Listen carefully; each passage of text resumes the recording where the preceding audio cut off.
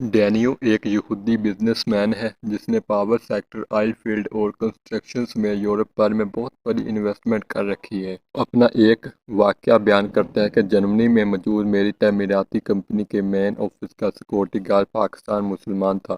शक्ल और सूरत से कहीं भी मुसलमान नहीं लगता था। मैंने इसे कभी नमाज पढ़ते या कोई भी मजहबी रस्म अदा करते नहीं देखा था। अलबत्ता इसमें यह खूबी थी कि वो ईमानदार था, काम से मुखलस था। एक दिन जब मैं एक नया प्रोजेक्ट पकड़ने के लिए जर्मनी गया हुआ था और डील साइन करने के बाद मैं अपनी कंपनी के जर्मनी में मौजूद मेन ऑफिस पहुंचा तो गेट पर खड़े मुस्लिम पाकिस्तानी सिक्योरिटी गार्ड ने मुझे देखते ही मेरी इज्जत में अपना हथियार साइड पर रखकर मेरे लिए दरवाज़ा खोला।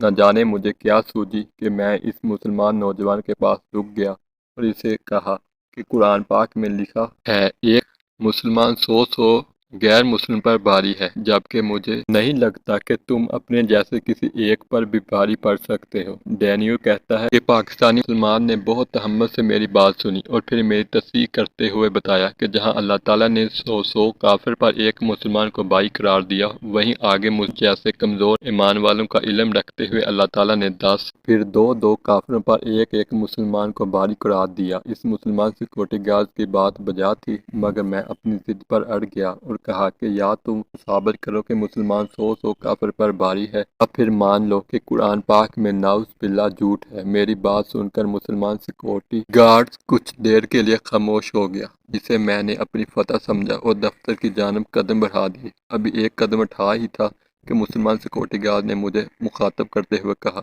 सर, कुरान करीम में एक लफ्ज़ सच है, ये मेरा ईमान है और मैं बहुत जल्द आपको साबित कर दूंगा। एक मुसलमान 100 काफिर पर भारी है। मैंने लापरवाही से कहा, मुझे शिद्दत से इंतज़ार रहेगा, और आगे बढ़ गया, जबकि मेरा बाकी स्टाफ जो मेरी और मुस्लिम सिक्योरिटी गार्ड्स की बात सुन रहा था, वो मुझे दाद देते हुए मेरे साथ चलने लगा। वक्त अपनी रवानी से गुजरता गया। जिस दिन सुबह प्रोजेक्ट पर काम शुरू होना होता है, इससे पहले कि एक शाम में कंपनी के मेन ऑफिस में एक पार्टी रखता हूँ, जिसमें अपनी मुख्तलिफ कंपनियों के सारे 700 अफराद को मदऊ करता हूँ ताकि वो अपनी राय दें और अपनी नेक ख्वाहिशात का इजहार करें। पार्टी शुरू होने से पहले सबको बारी बारी स्टेज पर बुलाया जाता है। सबसे पहले मैं जाता हूँ और नए प्रोजेक्ट की डील के मुतल्लिक बताता हूँ। इसके बाद मेरे नए प्रोजेक्ट मैनेजर को दावत दी जाती है, मगर इससे पहले ही मुसलमान सिक्योरिटी गार्ड स्टेज पर पहुँच जाता है, गन लोड करता है और सबको आराम से बैठे रहने का हुक्म देता है।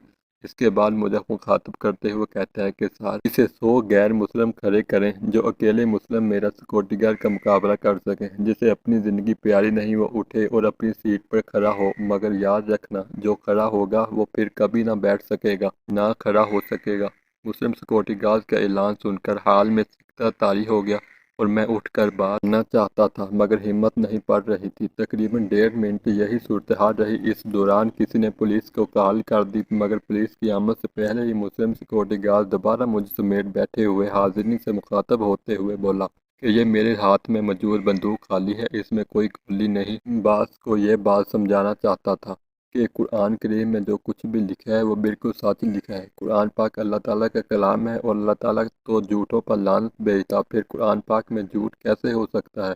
मैं आज और इसी वक्त अपनी जॉब छोड़कर जा रहा हूँ, क्योंकि मैं किसी ऐसी जगह पर जॉब नहीं करना चाहता जहाँ मेरे ईमान को मशकूक बना दिया जाए। इसके साथ ही सिक्योरिटी गार्ड ने मुझे मुखातब करते हुए सर की बजाय मेरा नाम पुकारा और कहा, मिस्टर डेनियो, याद रखना, मुसलमान आज भी इतना ही ताकतवर है, बस तुम जैसे लोगों की चालों ने इनका ईमान कमज़ोर कर दिया, वरना आज तुमने आजमा लिया है कि एक नहतामान तुम 700 लोगों को खाली हथियार के बल बोते पर दबा कर रख सकता है। अभी मुस्लिम सिक्योरिटी गार्ड की बात जारी थी कि जर्मन पुलिस के दस्ते हाल में दाखिल हुए। साहब ने हथियार तान लिए, पोजीशन ले ली और मुखातब होकर पूछा, मुस्लिम दहशतगर्द कहाँ है, कोई इशारा दें। तब मैं फ़ौरन खड़ा हुआ, ऊपर करके स्टेज पर गया, अपना तारफ़ दिया और बताया कि यहाँ एक स्टेज ड्रामा हो रहा था। इस किरदार से मुतासर होकर किसी ने आपको कॉल कर दी। मैं माफ़ी चाहता हूँ तकलीफ़ के लिए। साथ ही पुलिस ऑफिसर का शुक्रिया अदा करके इन्हें वापस भेज दिया।